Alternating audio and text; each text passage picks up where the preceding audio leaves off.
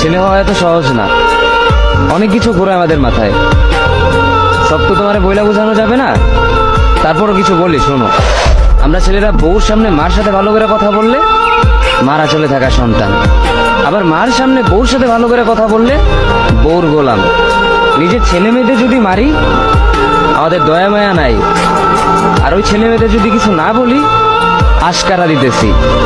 নিজের বউরে দিয়া যদি জব করাই সেই ক্ষেত্রে আমি বউর কামাই খাই, আর যদি বউরে দিয়া জব না করাই আমি সন্দেহ করি। সারাদিন ঘরের বাইরে থাকলে আমরা বাদাইম্মা, আর যদি ঘরের ভিতরে থাকি তাহলে বেকার, কাজ কাম নাই। আর এই তোমাদের মেয়েদের গায়ে যদি আমরা ভুলেও টাচ করি না আমরা নির্যাতক, আর যদি তোমরা মেয়েরা আমাদের গায়ে হাত তুলো আমরা কাপুরুষ। আর একটা ছেলে কি বা করে পুরা লাইফে নিজের জন্য? মার ওষুধের থেকে শুরু করে বউ বাচ্চার প্রত্যেকটা সব পালন করার দায়িত্ব একটা পুরুষের। কিন্তু কি লাভ এত কিছু কইরা?